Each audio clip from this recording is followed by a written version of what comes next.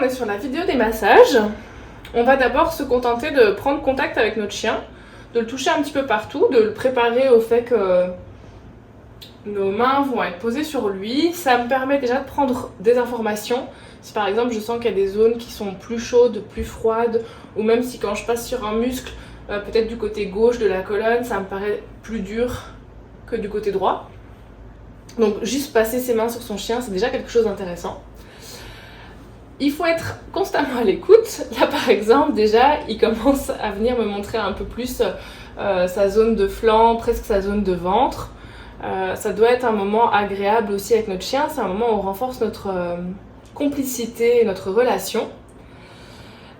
Une fois que le chien est apte à ce qu'on aille un petit peu plus loin, on va masser un chien exactement comme on masse un humain. Donc on peut commencer déjà par avoir un pétrissage au début toujours assez superficiel. Donc là j'ai pas encore un appui très important de mes doigts.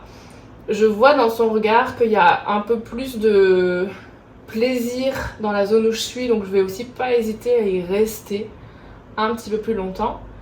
Et une fois que déjà j'ai fait ce pétrissage superficiel, je peux éventuellement essayer d'aller faire un pétrissage un peu plus profond sur les zones musculaires. Donc ça marche moins bien sur les zones très osseuses, mais sur les zones musculaires ou graisseuses, ça marche particulièrement bien. Et je vais à nouveau être à l'écoute si je sens une zone de tension ou qui me montre une zone de douleur. Je vais essayer de retenir toutes ces choses-là. Si votre chien, à force de le masser, de passer, vous sentez que peut-être il y a un point qui fait mal, qui est chaud, qui est plus dur dans un muscle, ça sert à rien d'aller masser directement ce point-là parce que si vous lui faites mal, à nouveau, il va stopper le contact. Maintenant, ce qui est intéressant dans ce cas-là, en y allant tout doucement et progressivement, on va inventer qu'il a mal en plein milieu de la cuisse, ça m'arrange pour la démonstration.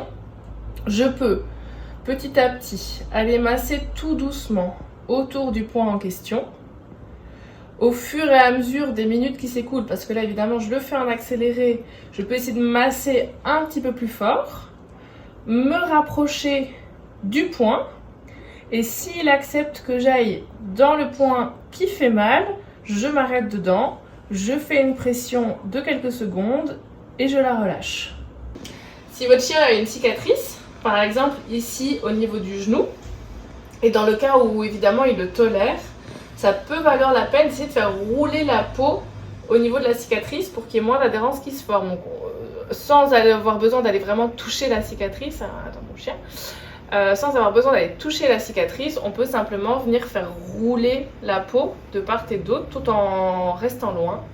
C'est simplement d'éviter les adhérences. Après, si vraiment votre chien a un hématome, des douleurs ou qu'il n'apprécie pas ce geste, ça servira à rien de le faire parce qu'il ne se laissera de toute façon pas faire.